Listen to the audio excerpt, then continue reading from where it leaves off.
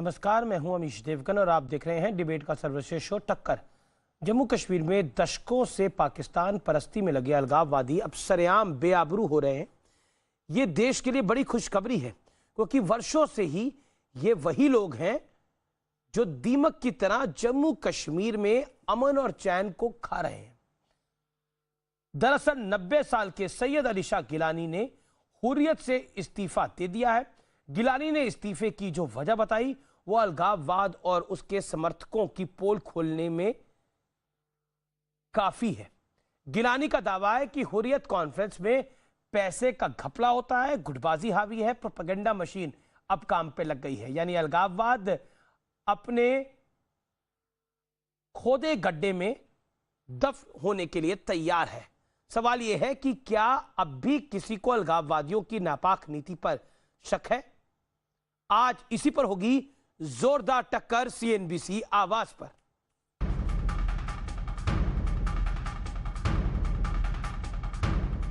जिस हुर्रियत के दम पर कुछ लोग दशकों तक सियासी दुकान चला रहे थे, आज उन्हें आईना दिखाने का दिन है। क्योंकि बार बार ये कहा जाता था कि कश्मीर पर बातचीत में हुर्रियत का पक्ष भी देखा जाए, लेकिन आज इन सब की पोल खुलेगी, क्योंकि अलगाववादी नेता सैयद अली शाह गिलानी ने हुर्रियत कॉन्फ्रेंस से इस्तीफा देते हुए हुर्रियत कॉन्फ्रेंस का काला सच बता दिया है। कुल जमाती हुर्रियत कॉन्फ्रेंस की मौजूदा सूरत हाल को मद्देनजर रखते हुए मैं इस फोरम से मुकम्मल अलहदगी इख्तियार करने का ऐलान करता हूँ। अब जरा ये चिट्ठी देखिए जिसे गिलानी ने इस्तीफे से ठीक पहले लिखा है। गिलानी का कहना है कि हुर्रियत कॉन्फ्रेंस में भ्रष्टाचार है। हुर्रियत कॉन्फ्रेंस के लोग आर्थिक गड़बड़ियां कर रहे हैं। जरा देखिए उर्दू में लिखे हुर्रियत कॉन्फ्रेंस के काले सच की पूरी कहानी। करीब 90 साल के गिलानी को अब ध्यान आ रहा है कि हुर्रियत में गड़बड़ी है, क्योंकि अब से पहले तो ये सब मिलकर कश्मीर में आग लगाने वालों का समर्थन करते थे, आतंकी बुरहान वानी के समर्थन में सभाएं करते थे, अपने बच्चों को विदेश भेजते थे, भोले भाले कश्मीरियों के बच्चों के हाथ में पत्थर थमाते थे। पिछले 40 सालों में हुर्रियत कॉन्फ्रेंस के लोगों ने कश्मीर के अंदर बर्बादी के मंजर लाए, कश्मीर को लहूलुहान किया। हुर्रियत कॉन्फ्रेंस ने कश्मीर को कब्रिस्तान बनाने का काम किया है। कश्मीर का और कश्मीरियों का बहुत बड़ा नुकसान इन हुर्रियत वालों ने किया। यही हुर्रियत है जिसके नेता पुरानी सरकारों के दौर में जब दिल्ली आते तो पहले पाकिस्तान हाई कमीशन जाते थे, वहां की दावतें उड़ाते थे। तो सवाल है कि क्या मोदी सरकार के दौर में मारे डर के ये खुद ही अपने राज उगलने लगे हैं? और सवाल ये भी कि क्या महबूबा मुफ्ती, फारूक अब्दुल्ला, उमर अब्दुल्ला जैसे नेता इनका पक्ष लेने के लिए माफी मांगेंगे? इस पर होगी देश की सबसे बड़ी बहस। अलगाववाद के आतंक पर सर्जिकल स्ट्राइक। तो अब विश्लेषण का वक्त है, मोदी नीति से हुर्रियत के डर का विश्लेषण। और इस विश्लेषण का पहला अध्याय है 370 हटने के बाद से अलगाववादियों पर शिकंजा कसा है। अलगाववादियों के खातों में लेन देन की पड़ताल हुई। गिलानी समेत तमाम अलगाववादी जांच के रडार पर आए। पाकिस्तानी पैसों की सप्लाई पर रोक से कमर टूटी। इसके अलावा जो विदेशों से चंदा इनको मिल रहा था वो नहीं मिल रहा, उससे भी कमर टूटी। 370 हटते ही अलगाववादियों का एजेंडा पूरी तरह से ध्वस्त हो गया। जो दुकान इनकी चल रही थी, जो एक शॉप की तरह इस पूरे माहौल को ये चला रहे थे, वो बंद हो गई। हुर्रियत को कवर फायर देने वालों का हिसाब कब होगा, ये भी बड़ा महत्वपूर्ण है। मेरे साथ बात करने के लिए आज की इस चर्चा में डॉक्टर सुधांशु त्रिवेदी हैं, भारतीय जनता पार्टी के। मेरे साथ RSN सिंह हैं, जाने माने रक्षा विशेषज्ञ। मेरे साथ आज की इस चर्चा में बाबर कादरी जुड़ रहे हैं कश्मीर से, नेता जस्टिस पार्टी के। मेरे साथ माजिद हैदरी हैं, कश्मीर के पत्रकार हैं, उनका भी अभिनंदन है। कश्मीरी एक्टिविस्ट है मेरे साथ सुशील पंडित, उनका भी स्वागत है। मैं सबसे पहले आप ही से शुरुआत करता हूं माजिद हैदरी साहब, और मुझे उम्मीद है कि आप जिम्मेदारी से बोलेंगे। माजिद हैदरी, मेरा बहुत सीधा और स्पष्ट सवाल है, 90 साल की उम्र में अगर अलगाववादी नेता सबसे बड़े अलगाववादी नेता गिलानी साहब जागे तो क्या फायदा हुआ? यही बात वो 30 साल पहले कह देते तो कश्मीरी पंडितों का भी बचाव हो जाता और कश्मीर का भी बचाव हो जाता। अब तो सब कुछ लुटाकर समझे भी तो क्या समझे। जी अमित साहब, बिल्कुल आपने सही कहा। आप सब कुछ मिटाकर समझे भी तो क्या समझे। बिल्कुल, मैं भी एक देशवासी हूं, मैं भी राष्ट्रवादी हूं, मुझे भी बात करने का पूरा मौका मिलना चाहिए। देखिए, हुर्रियत जो है, हुर्रियत की आपने दुकान सही कहा, हुर्रियत की दुकान बंद हो गई है। हुर्रियत इनफैक्ट पिछले 10 सालों से इररेलेवेंट बन गई थी कश्मीर पॉलिटिक्स में, क्योंकि हुर्रियत की इतनी दुकानें खुल गई थी कि हुर्रियत को खुद भी नहीं पता था कि वो कश्मीरियों के लिए चाहते क्या हैं। लेकिन जो सैयद अली गिलानी साहब हैं, सैयद अली गिलानी साहब कश्मीर के सबसे बड़े लीडर हैं, इसमें भी कोई शक नहीं है। गिलानी साहब अगर आज भी हड़ताल की कॉल देते तो सबसे पहले जो इस कश्मीर के युवा हैं वो गिलानी साहब को सपोर्ट करते हैं, इसमें कोई शक नहीं। हुर्रियत की जो खराबी है उसमें हर सरकार का भी साथ रहा है, और सिर्फ कांग्रेस का ही साथ नहीं रहा, भाजपा का भी साथ रहा है। आप देखें, जिस भाजपा ने 370 हटा दिया, 35 से हटा दिया, उसने अल्ताफ फंतूश के बेटे को नौकरी लगने पे कभी इंक्वायरी नहीं की, क्योंकि भाजपा की सरकार ने उसको नौकरी दी। अगर हुर्रियत वालों की दुकानें चली तो भाजपा का भी उसमें उतना हाथ रहा है जितना कांग्रेस का रहा है। तो जो गंदी दुकानें थी, ये गिलानी साहब ने अच्छा कहा, मैं इससे निकल रहा हूं। मैं गिलानी साहब के सलाम करता हूं, उनको आदर करता हूं। बीमार इंसान है, अल्लाह से दुआ करता हूं उन्हें शिफा मिले। उनकी आधी किडनी पर वो इंसान कोई बीमार व्यक्ति लेकिन है, हुर्रियत की बुजुर्ग दुकानें व्यक्ति थी, है, उसमें भाजपा का भी कोई हाथ बीमार व्यक्ति है, कोई बुजुर्ग व्यक्ति है, मैं उस तथ्यात्मक चीज पे नहीं जा रहा, लेकिन मैं इस समय उस पर जा रहा हूं जो पिछले 30 साल, क्योंकि इतिहास की बात तो होगी, मैं आपसे पूछ रहा हूं, इतिहास की बात होगी। आप मुझे बताइए, हम यहाँ पर कहते थे कि हुर्रियत गड़बड़ करता है, आप हुर्रियत करप्शन करता है, हुर्रियत पैसा खाता है, आप लोग नहीं मानते थे। अब गिलानी साहब बोल रहे तो आपको लग रहा है कि हाँ बात सही है। अब आप बताइए ना, जब बुरहान वानी के समर्थन में ये गिलानी बोलते थे तब आपको दर्द नहीं होता था? नहीं, देखें जनाब देवगन साहब, मैं गिलानी साहब का आदर करता हूं, पिता समान एज के हैं, 90 साल के हैं, बुजुर्ग हैं, बीमार हैं, मैं उनका आदर करता हूं। लेकिन मैंने हुर्रियत का कभी आज तक सपोर्ट नहीं किया, क्योंकि हुर्रियत दुकान चलाती थी, लेकिन वो दुकान भाजपा के साथ भी चलाती थी। आज सुधांशु त्रिवेदी जी बता दें कि एक हुर्रियत नेता की बेटी टर्की कैसे गई, क्या भाजपा ने उसे नहीं बेचा? क्या भाजपा ने हुर्रियत लीडर के बेटे को नौकरी नहीं दी? क्या भाजपा ने हुर्रियत वालों का ख्याल नहीं रखा? इस वक्त हमारे 15 साल के बच्चे भाजपा ने जेल में बंद किए, लेकिन एक हुर्रियत लीडर अपने घर में निगीन में रहता है, क्योंकि उसे जो वहां खाने की आदत है वो उसे जेल में नहीं मिलता। भाजपा करती है ये सब कुछ, ये भाजपा ने किया। अच्छा ठीक है, अब आपका भाजपा बंद हो गया हो, क्योंकि आज की बहस अलगाववाद पर है, आतंक पर है। मैं सुधांशु त्रिवेदी का रुख करता हूं। सुधांशु त्रिवेदी, हुर्रियत के साथ जितना मुझे ध्यान है, पंडित अटल बिहारी वाजपेयी की सरकार ने भी संपर्क साधने का प्रयास किया था, लेकिन नरेंद्र मोदी की नीति बहुत अलग है। जब से धारा 370 हटी, अमित शाह नरेंद्र मोदी की नीति आने के बाद हमने एक बहुत बड़ी स्ट्राइक देखी हुर्रियत के ऊपर, उनकी विचारधारा के ऊपर। हाँ, देखिए अमीश जी, अटल जी के जमाने में बात हुई थी, तो अटल जी ने कहा था जमहूरियत, इंसानियत और कश्मीरियत, पर जब ना इनका यकीन जमहूरियत में दिखा जो बंदूक के दम पे आजादी की बात करते थे, ना कश्मीरियत में दिखा जो अमरनाथ पे अटैक करते थे, और ना इंसानियत में दिखा कि जब सुरक्षा बलों के मारे जाने का जश्न मनाते थे। तो जब मोदी जी की सरकार आई 2014 में, याद करिए, उससे पहले हुर्रियत के नेता क्या जलवाए जलाल के साथ दिल्ली आते थे, दामाद बन के, रेड कारपेट वेलकम के साथ। जब से मोदी जी की सरकार आई, हमने हुर्रियत से कोई बात नहीं, पाकिस्तान से हुर्रियत को कोई बात नहीं करने दी, हमने पाकिस्तान से भी कोई बात नहीं की। तो एक जमाना था जो आप कभी सोच नहीं सकते थे कि हुर्रियत का नेता किस जलवे से दिल्ली आता था। अब ईडी के मुकदमे हुर्रियत, अब दिल्ली में आते थे, एनआईए के मुकदमे में पेशी होती थी तो पेशी में पेश होने के लिए आते थे। ये अंतर आया हमारे और उनके दौर में, और आखिर में उन्हें रियलाइज होता चला गया कि अब वो जमाने गए जो हमारे लखनऊ की भाषा में कहते हैं अमामिया, वो दिन लद गए जब उस्ताद लल्लू का फाख्ते उड़ाया करते थे। और रही सही कसर पूरी हो गई जब आर्टिकल 370 खत्म हुआ, कश्मीर यूनियन टेरिटरी बन गया, तो कुछ थोड़े बहुत उनके दिल में उम्मीद रही भी होगी कि जो उनके समर्थक नेता हैं वो कभी सत्ता में आकर फिर उनकी डिजाइन को दोबारा रिस्टैब्लिश करेंगे, यानी उनके षड्यंत्र को पुनर्स्थापित करेंगे। अब वो उनको लगा होगा कि अब तो सब कुछ खत्म हो गया, तो उनको इस बात का रियलाइजेशन हुआ, बहुत देर में हुआ। अरे यही बात तो उस समय जब अब्दुल गनी लोन ने कही थी, तो उनको तो जान की कीमत चुकानी पड़ी थी, और आज ये बात कह रहे हैं। मगर मैं सिर्फ कहूंगा, इन्होंने अभी कहा कि माजिद हैदरी ने, साहब याद करिए, कश्मीर में एक डीआईजी पुलिस के गोली से घायल हो गए, कश्मीर की सरकार ने दिल्ली आने के लिए जहाज नहीं दिया था। मगर जब गिलानी साहब ये पटना में बीमार हुए थे तो चार्टर्ड प्लेन लेके गया था मुंबई इनका इलाज कराने के लिए। ये जलवा था। और अब जलवा ये था कि हुर्रियत के नेताओं को एनआईए की पेशी में आना था। तो जो आप कह रहे हैं खातिरदारी, वो वाकई बहुत कायदे से खातिरदारी की है और उसी की वजह से अकल ठिकाने आई है इंशाअल्लाह।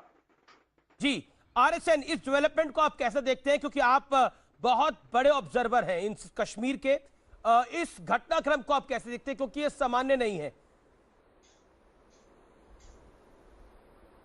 नहीं, देखिए, ये अपने आप में हकीकत का बयां करती है कि लोग कितनी बातें करते थे। मुझे याद है, मैं उस समय सरकारी सेवा में था और मुझे लोग बहुत ज्ञान देते थे कि आपको हुर्रियत को रखना पड़ेगा, और क्योंकि हुर्रियत जो है एक बहुत बड़ा बफर है पाकिस्तान और इंडिया के बीच में। तो मैं भी सोचता था कि शायद मेरी ज्ञान कम हो, शायद मैं ज़मीनी, हालांकि मैंने काफ़ी नौकरी की है वहाँ पे, शायद मैं नहीं समझ पा रहा हूँ। लेकिन आज यही हुआ कि पिछले कितने सालों का ये ब्लफ जो है ये सामने आ गया।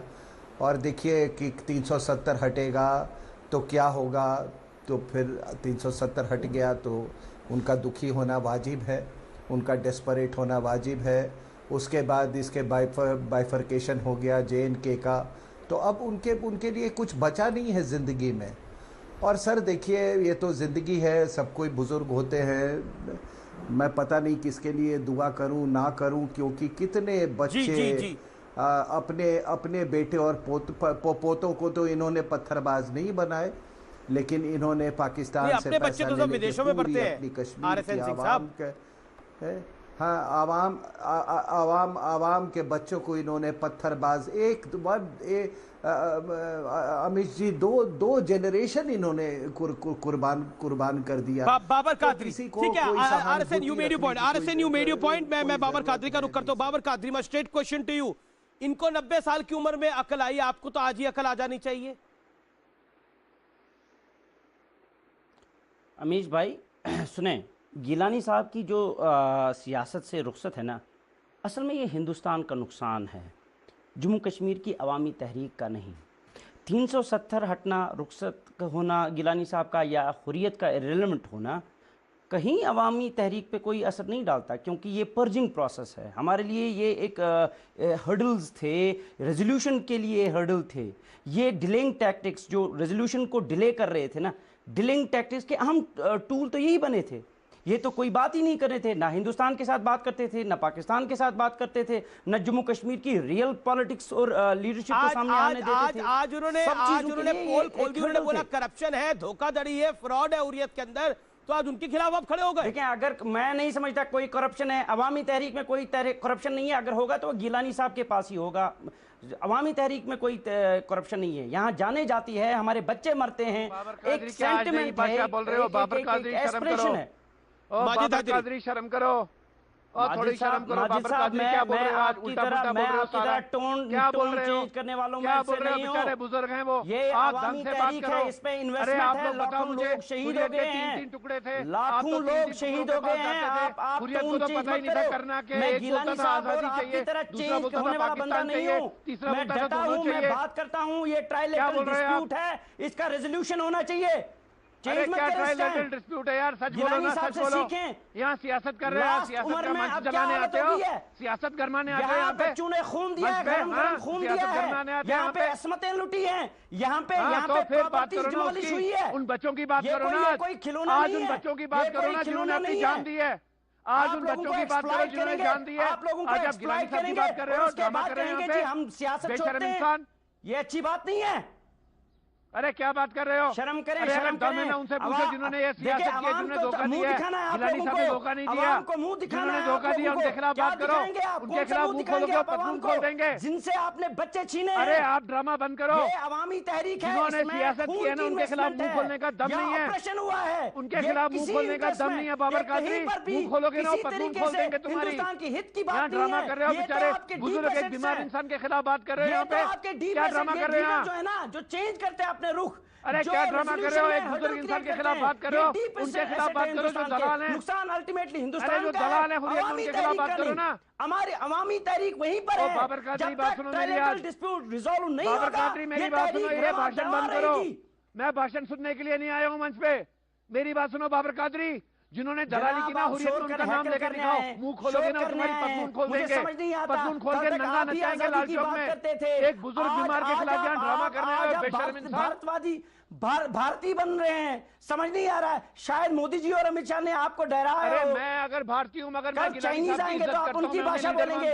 कल चाइनीज आएंगे तो उनकी भाषा बोलेंगे आप। गिलानी साहब को पहले लीडर तो मानो। कल चाइनीज की भाषा भी बोलेंगे। 90 साल उन्होंने कश्मीर के लिए दिए हैं। आपके मुंह में जबान नहीं है उन दलालों का नाम लेने की जिन्होंने कश्मीर को खराब किया। हल करना चाहिए। खोलो जरा, मुंह खोल के दिखाओ। नहीं चाहते बाबर कादरी मुंह खोलो, खोलो। अभी तुम्हारी पतलून खोलेंगे उधर आके, अभी स्टूडियो में आके पतलून खोलेंगे वो। बात करोगे यहाँ पे, बुजुर्ग को बदनाम करते हो। बेशर्म इंसान, शर्म नहीं आपको आज? It's very unfortunate, it's very unfortunate that you are using abusive language. I am not accustomed to this language. देखिए हम हिंदुस्तान, पाकिस्तान और जम्मू कश्मीर के आवाम को स्टेक होल्डर समझते हैं। आप एक बुजुर्ग को बदनाम करोगे यहाँ जो 4 साल से जो इंसान बिस्तर पे है, पुरअमन जो तरीके से इंसान 4 साल से बिस्तर पे है, उसके खिलाफ में बात करोगे? सब कंटेंट हमारा क्या रिजॉल्व करेंगे? सुने, 4 साल से गिलानी साहब बिस्तर पे हैं, पता है? डिस्प्यूट को एमिकेबली एंड ट्राइलेटरल रेजोल्यूशन अरे एक सेकंड आप खोल चुके हो, पूरी तो अब मैं बीच में आता हूं। नहीं, ये बड़ा इंटरेस्टिंग है कि पोल खुल रही है। बाबर कादरी, आप जब माजिद हैदरी भारत की बात कर रहे हैं, आखिर आप भारतीय हो गए होंगे तो आपके पास कौन सा पासपोर्ट है? माजिद बाबर कादरी, कौन सा पासपोर्ट है आपके पास? नहीं बाबर कादरी, तुम्हारे पास कौन सा पासपोर्ट है? अरे मैं भारत का ना? सुने ना, कहाँ रहते हो? ना कहाँ रहते हो? कराची रहते हो, इस्लामाबाद रहते हो, या जम्मू कश्मीर यूनियन टेरिटरी में रहते हो? कहाँ रहते हो तुम? कहाँ रहते हो? साउथ ईस्ट एशिया की बात ना करो तुम बात करो समय जम्मू कश्मीर की। मैं कुछ भी बोले जा रहे हो आकर। कर रहा हूं जो रस्तों पे अपनी जान देते हैं। किसमें जान देते हैं? किसी लीडर का दुम चलना नहीं हूं यहाँ पे। अरे कोई किसी का दुम छल्ला होना उससे मुझे मतलब नहीं है। कोई बुलंद वाली का दुम छल्ला मुझे उससे मतलब नहीं है। मैं पाकिस्तान का टट्टू हूं, मेरे साथ बात सोच समझ के करें। मैं माजिद हैदरी के इस तरह के शब्दों का इस्तेमाल ना करें। दुम छल्ला फिर वो कुछ बोलेंगे आपको पीड़ा होगी। मैं सेकुलर इतिहास की बात करता हूं। बीमार है बाबर कादरी, मैंने गिलानी साहब के खिलाफ बहुत दफा लिखा है, लेकिन वो आदमी 4 साल से बीमार है। थोड़ी इज्जत करो। मुझे किसी गिलानी साहब से कोई हमदर्दी नहीं है। थोड़ी इज्जत करो। किसी लीडर के साथ कोई हमदर्दी नहीं है। अगर मेरी हमदर्दी है, नहीं आपको गिलानी साहब के साथ हमदर्दी होना हो, गिलानी के साथ हमदर्दी होना हो, मीरवाइज उमर के साथ हमदर्दी होना हो, आपको भारत के साथ हमदर्दी होनी चाहिए। बाबर कादरी, मेरे लिए इस समय गिलानी महत्वपूर्ण नहीं है। उन्होंने जो करा है वो महत्वपूर्ण है। एक सेकंड रुकिए, आप दोनों को रोक रहा हूं। मेरे लिए भी गिलानी महत्वपूर्ण नहीं है। एक सेकंड बाबर कादरी, लेकिन तुमने एक सेकंड बाबर कादरी मर्यादित बात करो। Babar Qadri hold on. गिलानी साहब कभी नहीं बिके। एक सेकंड बाबर कादरी, हुर्रियत करप्शन करता है। ये हुर्रियत का सर्वोच्च नेता अगर बोल रहा है तो तुम कौन होते हो ये बोलने वाले की वहां करप्शन नहीं है, सबूत लाओ अगर नहीं है। जो नेता वहां का सर्वोच्च नेता है वो कह रहा है गड़बड़ होती है। आज आपको शर्म आती है बाबर कादरी? तुम बुरहान वानी की वकालत करते थे यहाँ पर आकर, तुम अरगानवाद की वकालत करते थे यहाँ पर आकर। नहीं किया है। मैं कहता हूं गिलानी साहब को मैंने कभी अपना, वो एक कम्युनल लीडर थे, मैं सेकुलर लीडर कैसे मानोगे दल बदलू? मेरा उनके साथ कोई एग्रीमेंट नहीं है। कैसे मानोगे दल बदलू? मैंने कभी गिलानी साहब को पॉलिटिक्स में अपना लीडर नहीं समझा है। अरे गिलानी साहब से बड़ा लीडर कौन है कश्मीर में, मुझे ये बताओ। अभी अगर गिलानी साहब हड़ताल की कॉल देना, 1 साल कश्मीर बंद रहेगा। करूंगा। जम्मू का बाबू सिंह मेरा लीडर है, बाबू सिंह मेरा लीडर है। गिलानी मेरा लीडर कभी नहीं बना। जम्मू का बाबू सिंह मेरा लीडर है।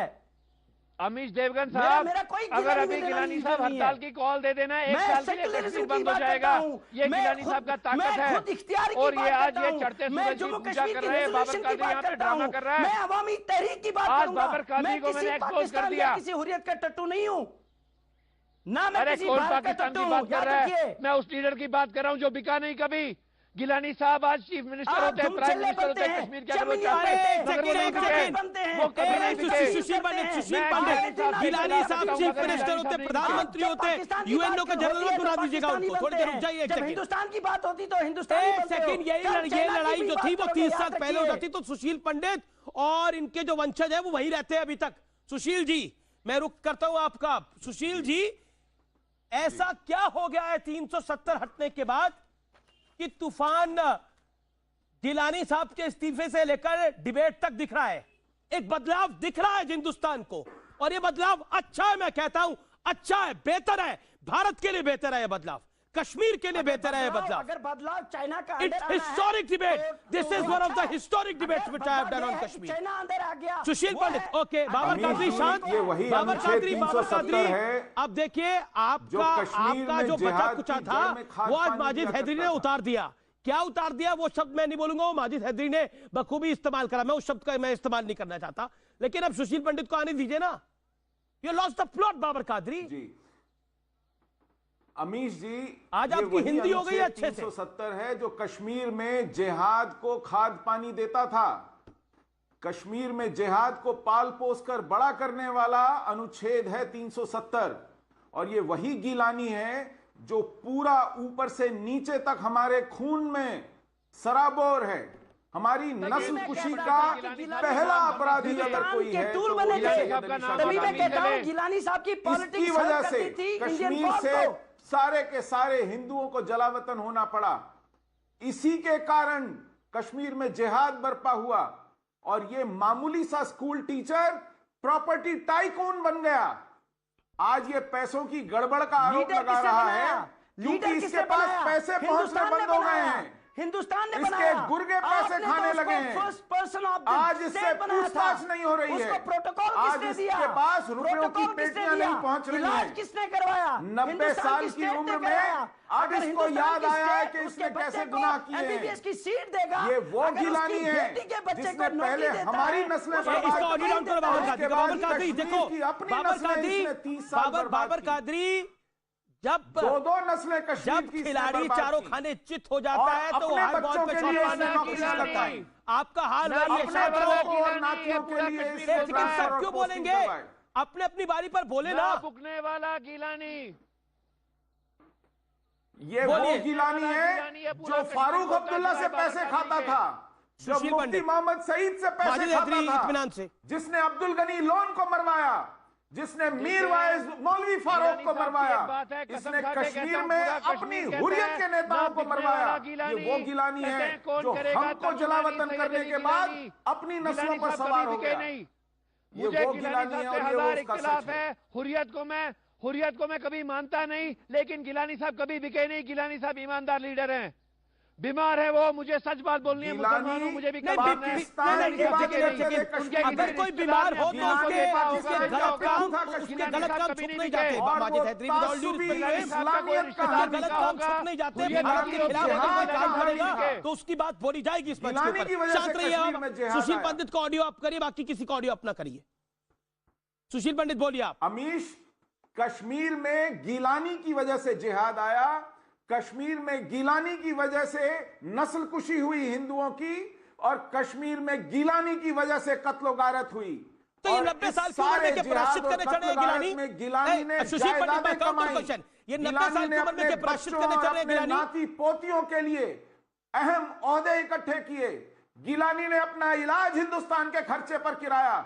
गिलानी आखिरी दम तक एमएलए की पेंशन वसूल करता रहा। गिलानी हिंदुस्तान के आईन की कसम उठाकर हिंदुस्तान के साथ दगा करता रहा। ये वो गिलानी है जिसको ना दोज़ख में जगह मिलेगी, ना यहां इस जगह इस जमीन पर। खुदा भी उसको उठाने को तैयार नहीं है। 90 साल का आधे गुर्दे पर चलता हुआ ये गिलानी ना मरता है ना जीता है, ये हालत हो गई है उसकी। सुशील, आपको मेरी आवाज आ रही है? और इसको अभी और सजा मिलनी बाकी है।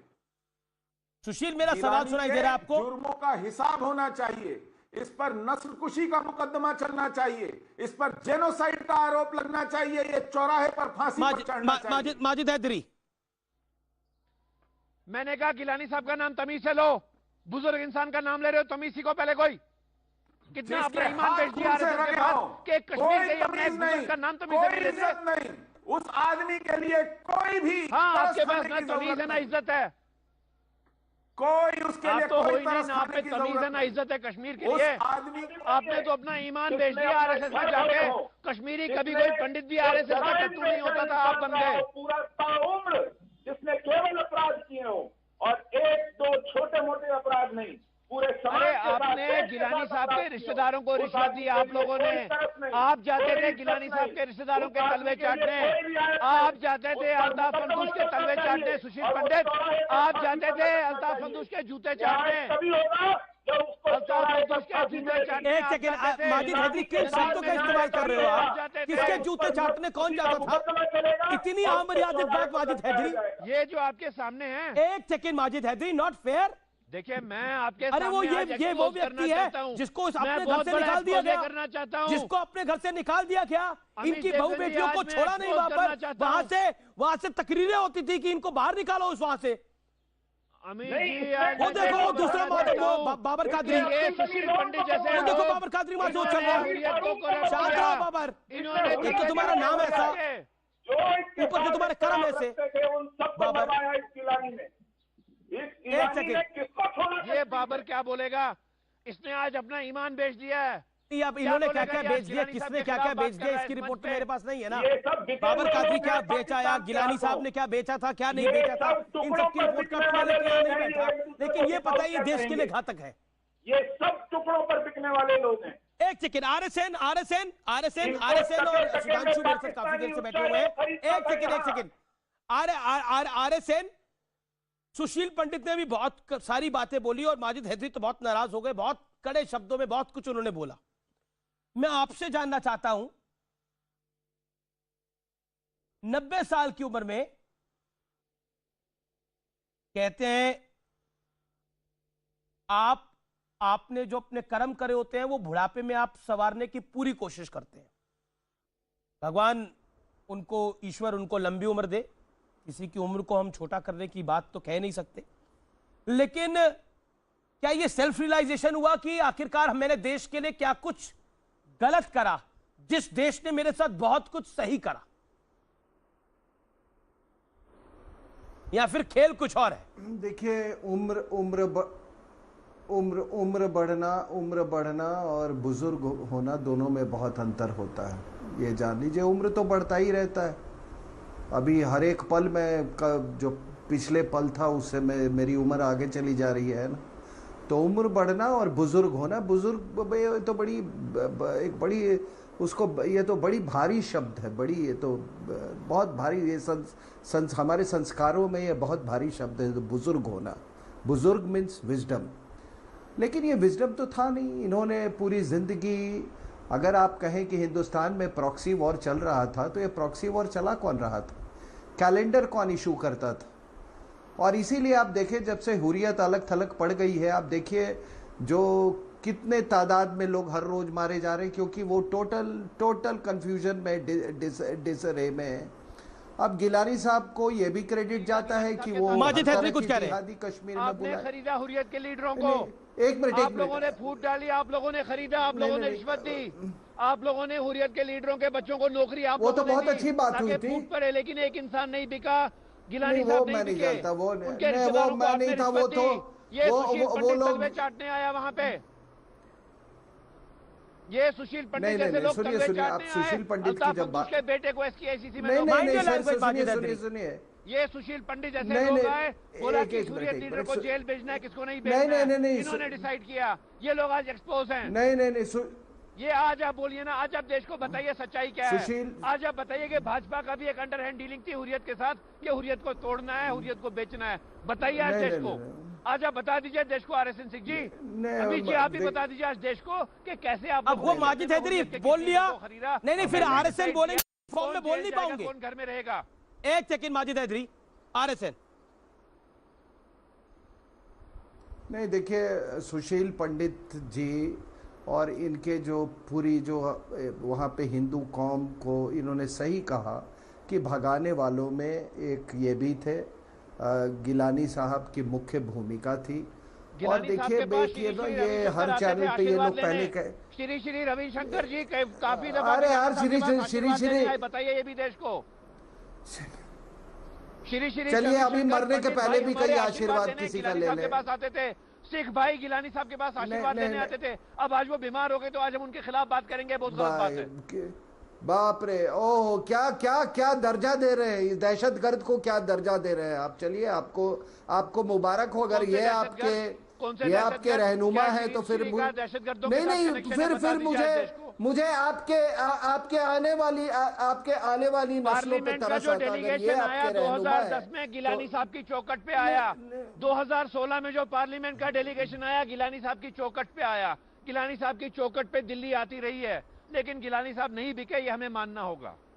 हर एक बड़ा दिल्ली का व्यक्ति गिलानी साहब की चौखट पे आशीर्वाद के लिए आया, माथा टेकने आया, लेकिन गिलानी साहब नहीं बिके। नहीं, एक सेकंड देखिए गिलानी साहब आपके लिए सम्मानित होंगे, लेकिन भारत के लिए वो एक अलगाववादी बोलने दे यार। और आप उनको भगवान के दर्जे पे मत पहुंचाए कि हर व्यक्ति उनकी चौखट पर आया, हर व्यक्ति उनके वहां पर आया। आते होंगे कुछ चौखट पर उनके यहां पर जिनको कुछ मिलता होगा, लेकिन इस विषय वो नहीं है। Majid Haidari, don't undermine India. आप लोगों ने भारत की जनता को अंडरमाइन मत करिए। आपने हुर्रियत में फूट डाली, एक हुर्रियत को बोला हुर्रियत में कौन फूट डालेगा? हुर्रियत तो खुद ही खराब था। पाकिस्तान मांगो। Okay, Sudhanshu Trivedi hold on.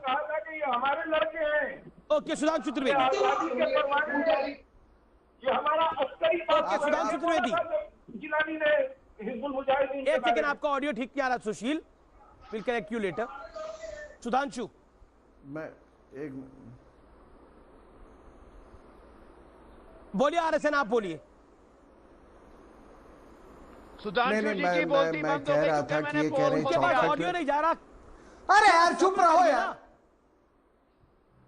बोलिए आरएसएन। मैं कह रहा हूं कि इन्होंने ये कह रहे कि चौखट पर ये आए, वो आए, पार्लियामेंट्री डेलीगेशन आया, ये आए।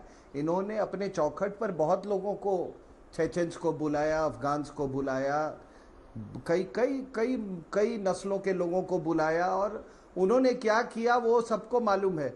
लेकिन ये बात जो आप ये बार बार ये सुशील पंडित जी की बात कर रहे हैं, सुशील पंडित जी के जो इनके जो हिंदू लोग थे, आपने कहा भगोड़ा।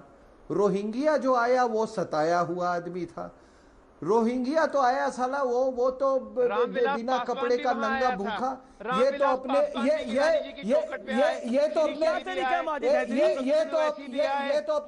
सीताराम येचुरी भी आए। ये तो अपने बाग बगीचे कौन नहीं आया उस चौखट पे, मुझे बताएं। अरे ये तो बाग बगीचे।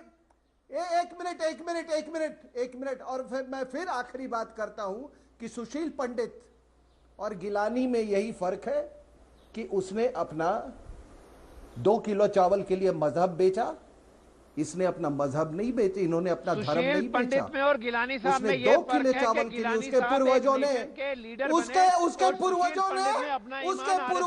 2 किलो चावल के लिए अपना मजहब बदला और जो नहीं बिल्कुल सही किया। भाइयों के परेशानी का फायदा उठाया। सुशील पंडित जम्मू में सुशील पंडित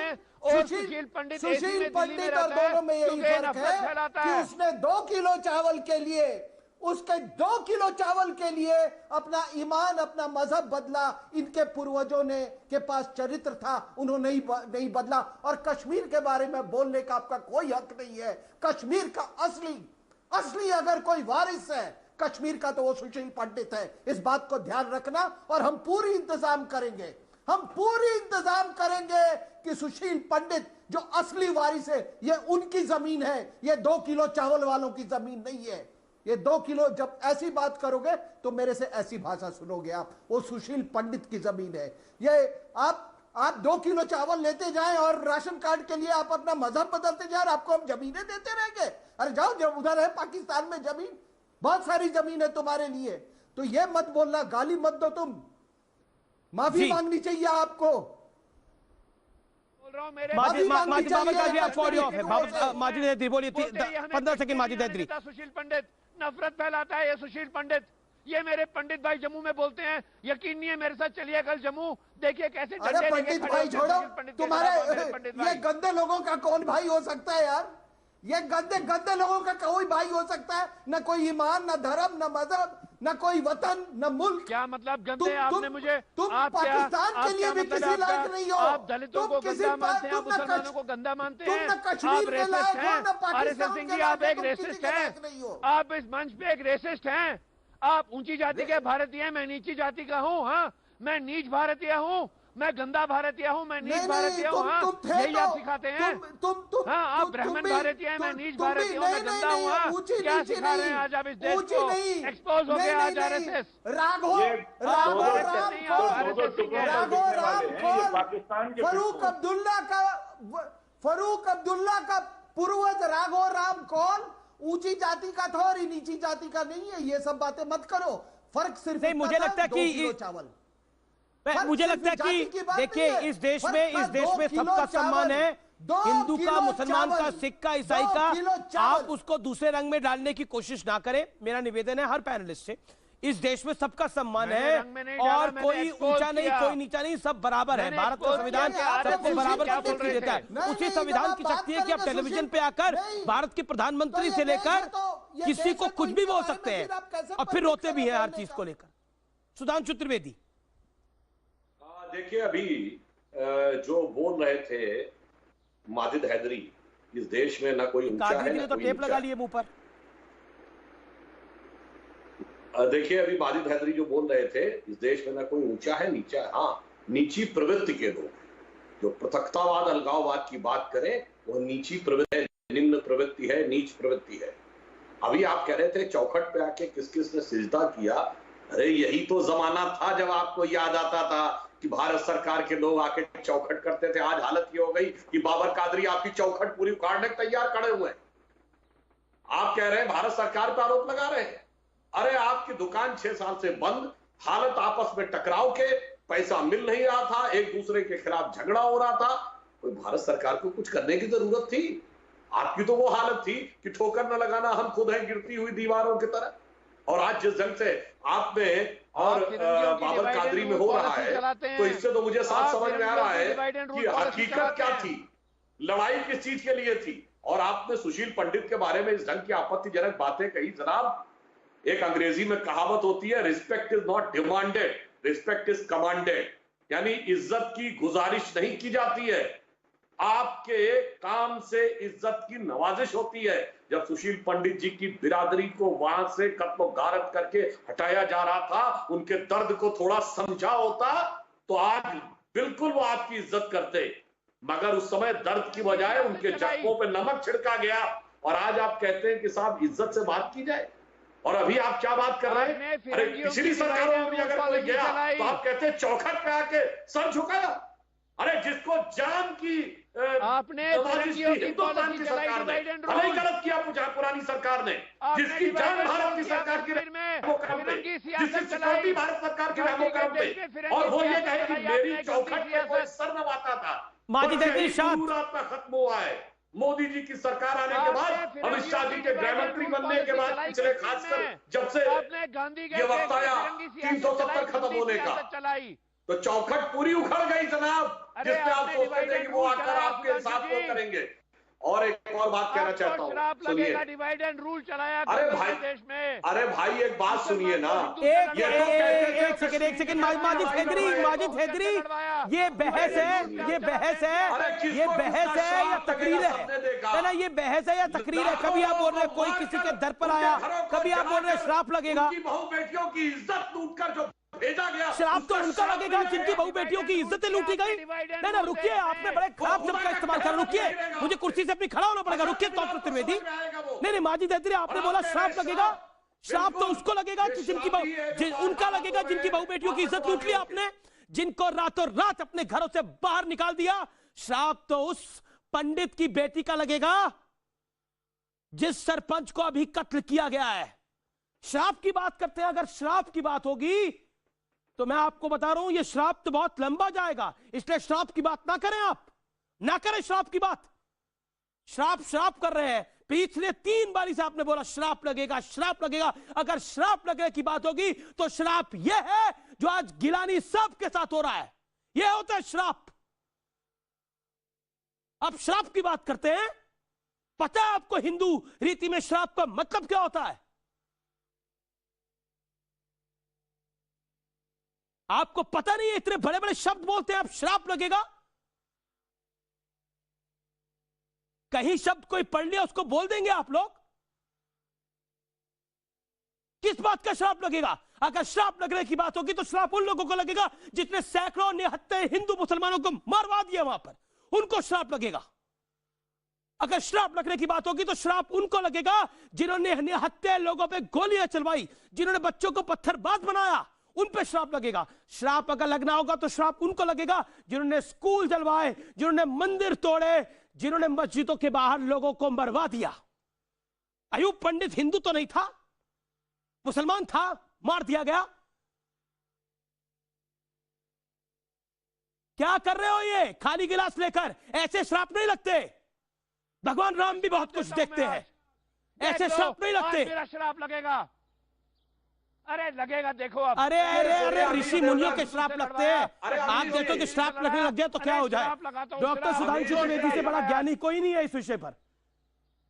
अमीर सिंह, चलिए माजिद हैदरी को खाली गिलास लेकर फेंक रहे हैं, क्या कर रहे हैं भाई? कि कभी हाथ में लेकर श्राप। बोलिए सुधांशु त्रिवेदी, ओरिजिनली क्या थे?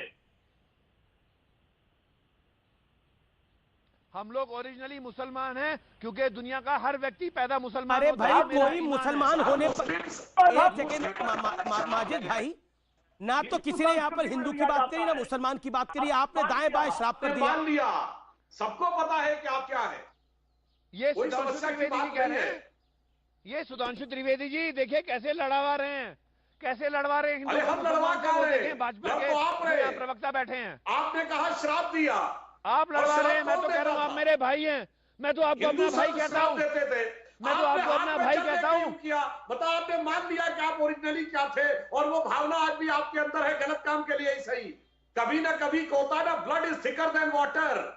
जो आपको समझा रहे थे, जो आपके दिमागों के ऊपर जुनून भर रहे थे, मगर आपका खून कुछ और कह रहा था, इसीलिए आज आपके मुंह से श्राप निकला है।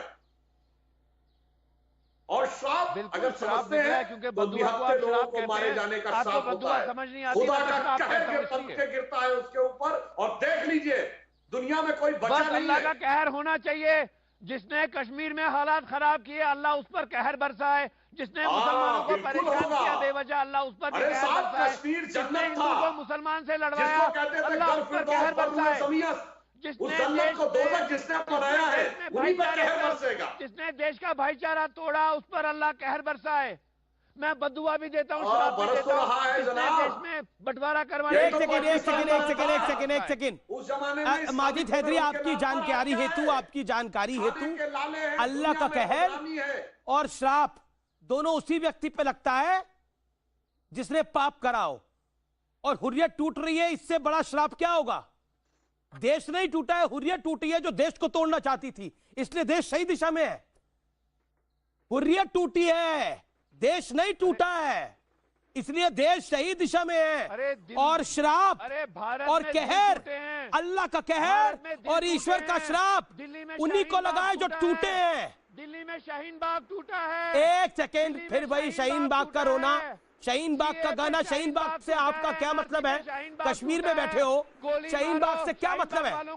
बाबर कादरी आप काफी देर से इंतजार कर रहे हैं। बाबर कादरी, अब आप भी कुछ ना कुछ तो बोलेंगे, लेकिन टॉपिक पर जरा रहिए।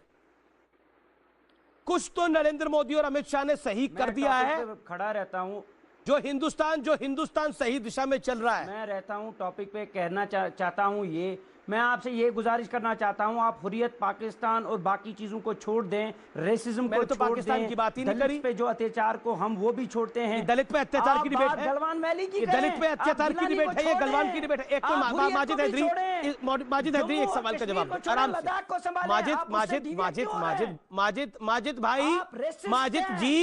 माजिद रिस्पेक्टेबल माजिद जी, सुन ले सवाल सुन ले। रेसिज्म और कुछ नहीं दिखाया। एक सेकंड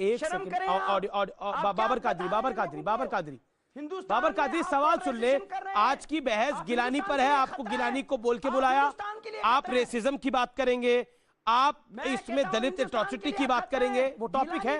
आप गलवान की बात करेंगे, वो टॉपिक है। पता नहीं क्या है आपके साथ। गलवान वैली की सोचें, गलवान वैली नहीं। एक सेकेंड, गलवान वैली में क्या? गलवान वैली में क्या? गलवान वैली आपने सरेंडर की? किसने करी सरेंडर? नहीं, तुम्हें किसने बोली है बात? ग्लोबल टाइम्स पढ़ के आ रहे हो क्या? वो भी नहीं बोल रहे वो तो बात। पाकिस्तान का कोई 15वें नंबर का अखबार पढ़ के आ रहे हो क्या? गलवान वैली सरेंडर कर दी, पता नहीं क्या है आप लोगों के साथ। आज तक वापस नहीं ली। RSN होती है कोई चीज? आप हिंदू हाँ, शर्म तो कोई चीज होती है लेकिन आपको नहीं है वो। चावल कुछ बोलते हैं, शर्म तो कोई चीज होती है लेकिन आपको है नहीं वो। और जो 1970 में यहाँ से भागा हुआ है सुशील पंडित, वहां से हमें हिंदू मुस्लिम का पाठ पढ़ा रहा है। वो तो कश्मीरी है, आप तो कश्मीरी भी नहीं हो। एनीवे, गलवान घाटी में आपको इस बात का बहुत दुख होगा जान के वाला है जम्मू कश्मीर का, वो कश्मीरी है, जम्मू कश्मीरी है, कश्मीरी मत बोले। जम्मू कश्मीरी नहीं, आप कश्मीरी नहीं हो, आप नहीं हो, रावलाकोटी है, मुजफ्फराबादी है। आपको तो रीजन भी पता नहीं है, आपको तो रीजन भी पता नहीं है। जम्मू कश्मीर के कितने रीजन है आपको तो पता ही नहीं है। अगर पता होता तो गलवान वैली जो है चाइना वाले नहीं लेते, वो हड़प नहीं करते गलवान वैली को। अगर तुमसे ज्यादा मैं नौकरी की है। चलो सही से की होती तो अक्सर। अबे चल, तो तेरे से मैं ड्यूटी सीखूंगा। मेरे जैसा चरित्र लेके पैदा होता ना तो आज इस तरह से भांड की तरह नहीं चिल्ला रहा होता। बंद कर ये बात। सुनो, और बहुत इस बात को सुन के बहुत दुख होगा आपको कि आप ये चीनी 45 से ज़्यादा, 45 तो मैं बहुत कम कर रहा हूँ, आपके चीनी भाई लोग मारे गए हैं और 8 के गर्दन लटके हुए थे। और अगर चाइना के भी अखबार पढ़ लो ना तो जब 2 अफसर पिट गए हो ना, मारे गए हो, तो समझ जाओ कितने जवान मारे गए होंगे। तो ये बड़ी दुख की बात है। तो गलवान की बात मत करो, गलवान की बात मत करो, बहुत महफूज है। और तुम लोग जो ये मना रहे हो ना, वो तुम्हारी मनोकामना पूरी नहीं होगी। मुझे मालूम है कि आपकी मानसिकता क्या है। आपकी मानसिकता यही है कि किस तरह से भारत का वतन तो तुम्हारा होता नहीं है, तुम्हारा कोई वतन हो ही नहीं सकता है, कि किस तरह से इस नुकसान हो कि तुम्हारी जो ये गिलानी वाला जो एजेंडा है ना वो फिर दोबारा ये हो जाए। नहीं होने वाला है, नहीं होने वाला है। बहुत अरे हम अरे एक हिंदू मुस्लिम, अरे डेवलपमेंट। एक सेकंड, बाबर कादरी, पूरी बहस में किसी ने हिंदू मुस्लिम नहीं करा। आपने 10 बार हिंदू मुस्लिम करा, हिंदू मुस्लिम। Your agenda is defeated. आप अपनी बॉडी लैंग्वेज देखिए, आप किस तरह से बौखला रहे हैं। शांत रहिए, अपनी बात को रखिए, सभ्यता के दायरे में रखिए, लेकिन वो सभ्यता आप में नहीं है। सुशील पंडित, 90 साल की उम्र में, मैं आपसे 2 पारी पहले भी सवाल पूछ चुका हूं लेकिन आप तक आवाज नहीं गई। 90 साल की उम्र में गिलानी साहब को यह ख्याल क्यों आया कि अब हुर्रियत में सब कुछ गड़बड़ है, अब मेरे को पाक साफ निकलना है? क्यों? नहीं, ऐसा है, 90 साल के हो गए वो, लेकिन आदतों से बाज नहीं आए हैं। उनके पास पैसा पहुंचना बंद हो गया है और उनके जो दूसरे दर्जे के नेता थे वो इनके बुढ़ापे का नाजायज फायदा उठा रहे हैं। ना इनसे अब पूछते हैं और ना इन तक कुछ पहुंचाते हैं, और इस नाराजगी के चलते इन्होंने इस्तीफा दे दिया है ताकि उनकी प्रामाणिकता के ऊपर सवाल लगा सकें। इस बुढ़ौती में भी वो अपनी रुआबदारी बरकरार रखना चाहते हैं और ये लटके झटके का नाटक है। ये हुर्रियत के अंदर सत्ता का संघर्ष है, उनमें कोई ईमान नहीं जागा है, उनका कोई दिल नहीं पसीजा है किसी के लिए। ये अपना रुआब गांठ रहे हैं, ये धमका रहे हैं, ये फिरौती वसूल रहे हैं अब अपने ही लोगों से, क्योंकि चोरों में बंटवारे को लेकर हड़कंप मच गया है। सुधांशु, दिक्कत ये है। सुधांशु, सुशील पंडित इज रिवीलिंग मेनी थिंग्स। उन्होंने बोला कि ये बेसिकली ये लोग अपने लोगों से फिरौती वसूल रहे हैं। देखिए, ऐसा होता है, हमारे यहाँ कहावत है, कोई लाख करे चतुराई कर्म का लेख मिटे न भाई। अभी माजिद हैदरी कह रहे थे श्राप की बात, तो मुझे याद आया 1990 में निकाला था ना कश्मीरी पंडितों को। उसके बाद से क्या हुआ कश्मीर में, याद करिए। चरार शरीफ जला दी गई, मुई मुकद्दस रखने वाली हजरत भर में कुछ दिन के लिए आतंकियों कब्जा हो गया, पूरी पीढ़ी तालीम से महरूम हो गई, सिर्फ कत्लो गारद हो रहा है कश्मीर में, 2-2 पीढ़ियां तबाह हो गई, और तो और जिन्होंने राजपाट बनाने के लिए उनको बाहर भगाया था, वो राजपाट ही चला गया और कश्मीर यूनियन टेरिटरी बन गई। इसे कहते हैं श्राप, इसे कहते हैं कर्मों का दंड, इसे कहते हैं खुदा का कहर जो मजलूम के ऊपर करने से होता है। और हमारे यहाँ कहा गया है, डीएनए के हिसाब से तो कश्मीरी पंडित आपके भाई थे ना, जो भाई को निकालता है उसके साथ क्या होता है। एक गिरधर कवि हुए हैं हिंदी के, जिन्होंने कहा है, साईं अपने भ्रात को कभू न दीजिए त्रास, त्रास कबहू नहीं दीजिए, त्रास दियो लंकेश ताही की गति सुन लीजिए।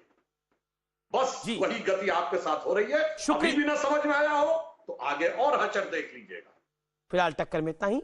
आप देखते रहिए CNBC आवाज। कई बार धारा प्रवाह अगर ठीक बहती है तो कई लोगों को बहुत दिक्कत होती है, लेकिन उन्हीं लोगों को दिक्कत होती है जो धारा प्रवाह के विपरीत चलने का प्रयास करते हैं। यानी अगर धारा प्रवाह देश की उन्नति के लिए है तो ये देश की उन्नति नहीं चाहते बेसिकली। और सच्चाई यही है कि हुर्रियत देश की उन्नति से, कश्मीर की उन्नति से बहुत परेशान है। इसीलिए शायद अब विदेश से चंदा नहीं मिल रहा, पैसा नहीं मिल रहा, तो सिर्फ फटौवल देखने को मिल रहा है। इसीलिए आज की इस बहस में माजिद हैदरी और बाबर कादरी आमने सामने आके खड़े हो गए और यही नहीं रुके, एक दूसरे की पैंट उतारने तक की बात कही। मैं नहीं कह रहा, उन्होंने कही। इससे बेहतरीन विश्लेषण कुछ नहीं हो सकता जो आज हमने बहस में देखा। लेकिन आप देखते रहिए CNBC आवाज। नमस्कार, जय हिंद।